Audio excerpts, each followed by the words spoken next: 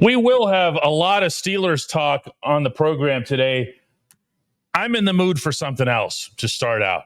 And I promise you, we will get to the football. We'll have a full segment with Chris Halleck checking in from the South Side after the Steelers' first practice of the week. But I'm in a mood.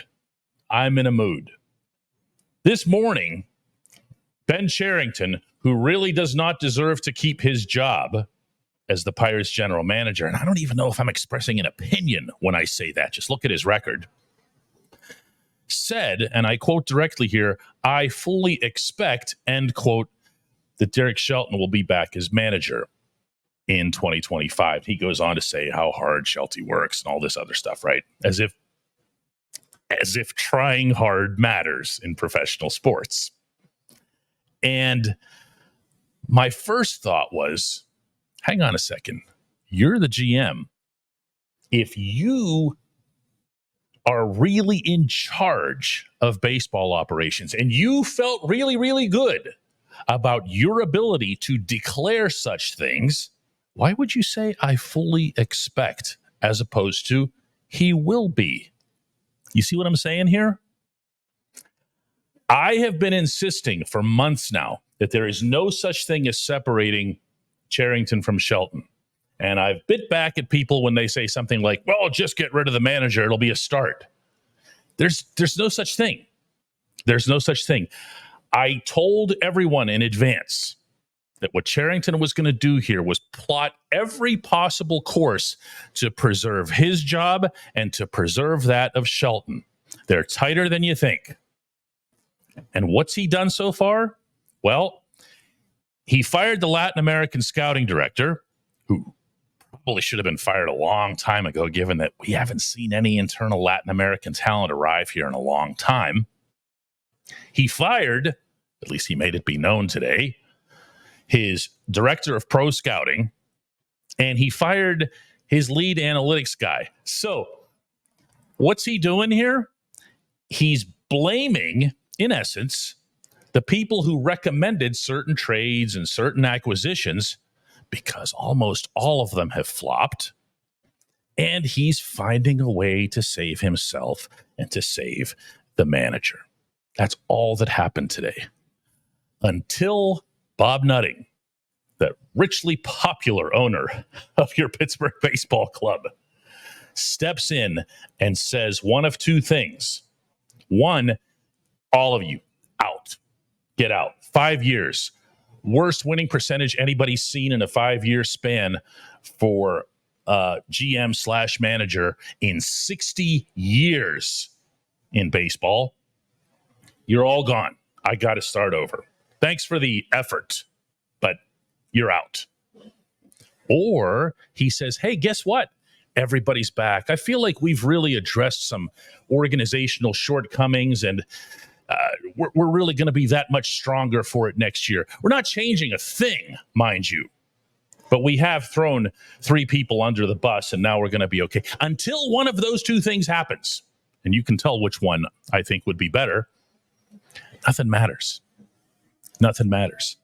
This team grossly underperformed where it should have been with its existing talent, which wasn't much. And this team immensely, sickeningly, stomach-turningly, which isn't even an adverb, underperformed where it should have been as an organization in year 5, based on the massive amount of investments that went into these acquisitions, most of them via trade. You know who's responsible for making trades? You know who's accountable, or should be, for making trades? Hint, it's not the field manager. Hint, it's not the Latin American scouting director. And it's not the other 2 guys that Cherington rolled under the bus today. It's him. It's him. But the reason there's no accountability, and the reason this frustrates people when they watch the Pirates play, why isn't so-and-so benched? Why isn't this guy? It starts at the top. If there's no accountability at the top, then why should there be any being distributed throughout the system? And you know what? I really wish I was just talking about Cherington when I said at the top, but I'm not, because there are 2 people, not 1, 2 over his head. One is Travis Williams, who has authority over Cherington. doesn't act on it. And the other one is nutting. There is a commonality to all of this. There's a commonality that goes back to 2007, and that's when Nutting became controlling owner. He's not very good at firing. Let me restate that. He's not good at hiring, and he's really not good at firing. He makes bad hires, and then he takes way too long to get rid of them.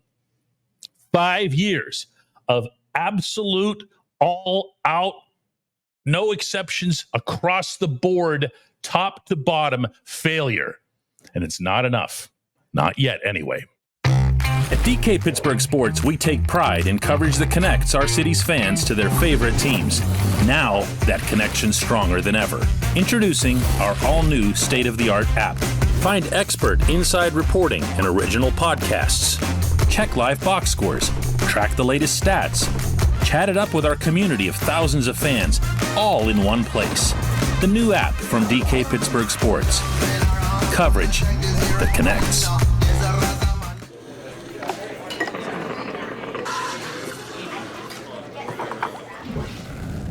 Halleck, you know those little emojis where the head explodes? You know which ones I'm talking about?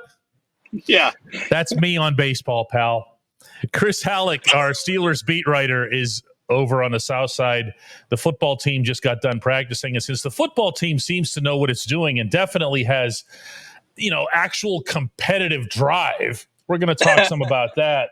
Steelers playing in Denver Sunday. That's a 4:25 p.m. kick, and we know about one situation that's iffy, that being the quarterbacks. We've talked about that quite a bit.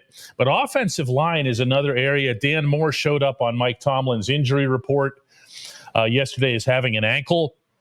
And now you're looking at a situation where if he can't go, you're talking about Broderick Jones sliding to the left to Troy Fautanu being at the right. And what impact does that have on the team? Obviously it has a significant impact because you're talking about two rookies, Zach Frazier and Troy Fautanu, because that would be the plan. Because if Dan Moore can't go, Troy Fautanu confirmed today that he did get first team reps at right tackle. He confirmed that Broderick Jones is playing first team on the left side. So that would be the plan. That's the logical plan, and Troy confirmed it pretty much with the way the reps were being shared. It's tough missing 3 weeks. It's 3 weeks that I wasn't able to get better, you know what I mean? But I was really locked in more mentally so that when I did get back out there, I'm playing fast. Whatever role they're giving me come this game, whatever game it is, I'm ready to go. And so, you're talking about that's the offensive line of the future, or at least a lot of the pieces of the offensive line of the future, with Broderick Jones on the left, Troy Fautanu on the right, and Zach Frazier in the middle. It's exciting for sure because this is what they're drafting these guys to be, is to be that offensive line, to be those key pieces. And so, week 2 might be the first time we actually get to see it. We might. And then I think about the performance that Dan Moore had just now in Atlanta, and I thought he was pretty solid, and I think that he's a guy that gets maligned a little bit unfairly by the fan base. In addition to being a pretty good player, a pretty good, not great, pretty good starting NFL left tackle, he's also a guy who's just what a leader he is for that group, and he's been ever since he was a youngster. And I don't know that that's recognized enough. I don't know that it's nothing, and then we haven't even brought up that Isaac Seumalo could still work his way into this for this week, according to Tomlin himself. So it's a lot of moving parts, isn't it? It is. I would be a bit surprised if Seumalo did actually come back this week. I don't know why. Maybe Tomlin's just wanting to be overly optimistic, or maybe he's just, if there's even a chance that Isaac can even be a limited participant on Friday, like any kind of road back might be just a sense of optimism. He is their best offensive lineman. So I don't know. But the fact of the matter is that this could be a very, very young offensive line in week 2 if Dan Moore can't go. And so all the reps that these guys can get in practice this week are very, very valuable. Yeah, we haven't even mentioned Spencer Anderson. Spencer's just coming off his first NFL start. So I just think that if you're going into an environment like Denver And the Broncos did not have a great opener. Okay. They didn't look good on either side of the ball against the Seahawks in week 1.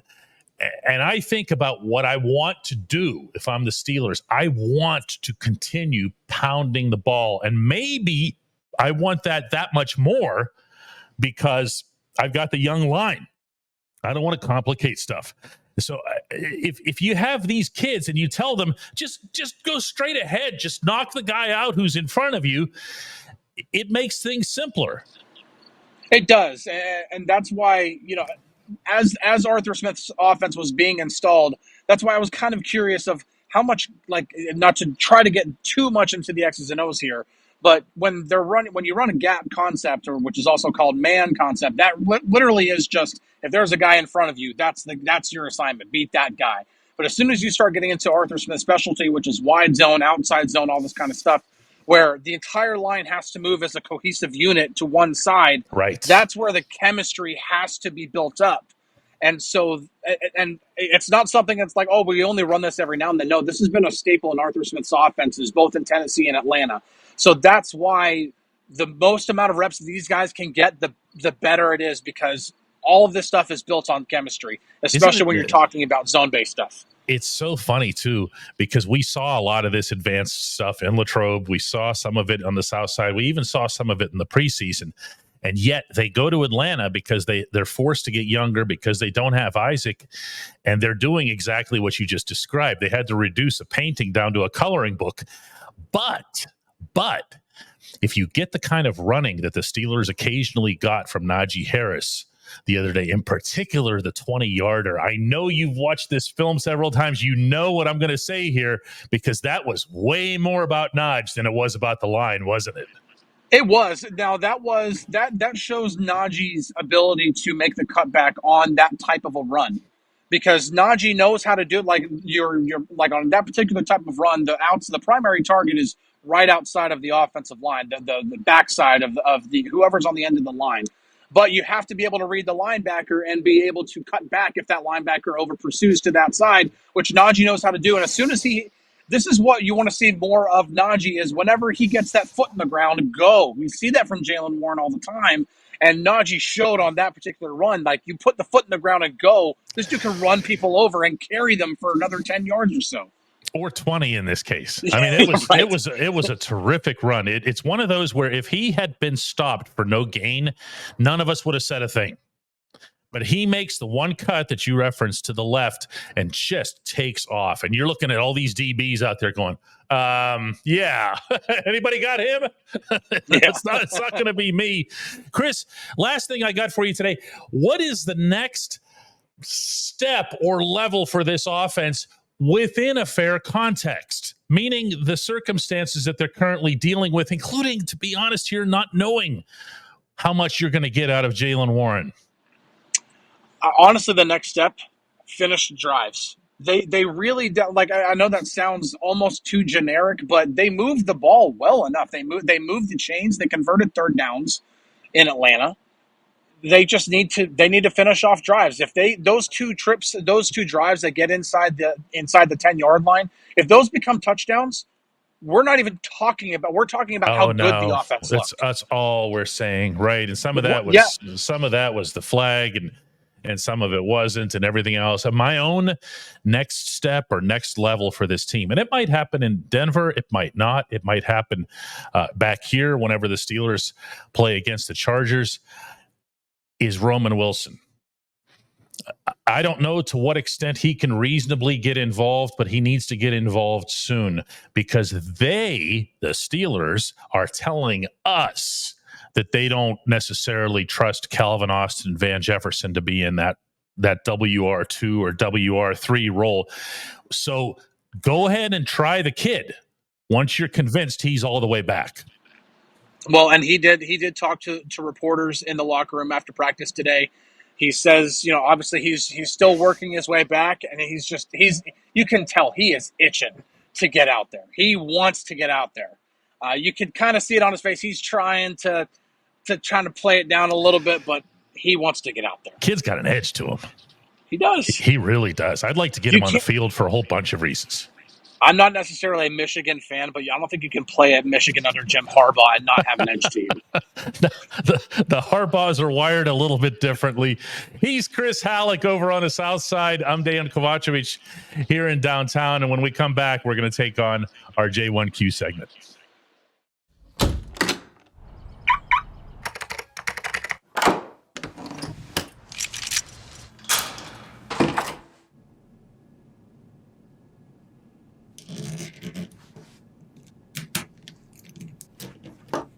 Safety is a habit. Gun safety and responsible storage are no different. Help prevent gun accidents, misuse, and theft. Keep firearms safe and secure when not in use. For safe storage options, visit projectchildsafe.org.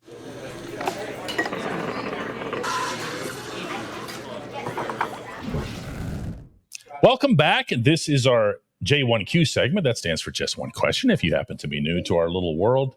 And it comes from all the way out on the West Coast.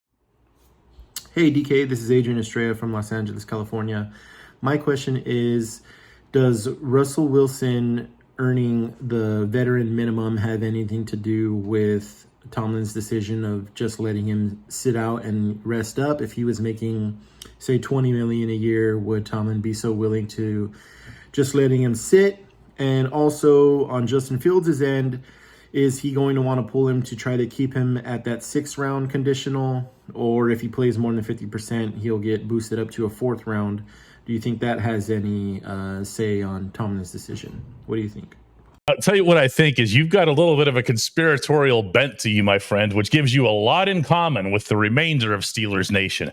I tell you, I cover all three teams in town, and there is not one that's fishing for stuff like this the way the Steelers fans are. Mike Tomlin is singularly motivated, often to a fault. And by that, I mean this. He doesn't see past this coming weekend's game. There are times where I believe he'd be better off, and the Steelers as a whole would be better off if he would think, hey, if I play this guy, even if things don't necessarily go great, I'll have a stronger football team by the time I get to, that really rough portion of the schedule in the second half. He doesn't do that. With him, it's all eggs in the same basket all the time, and that is win in Denver. Win in Denver, win in Denver. That's all that's going on this week on the South Side.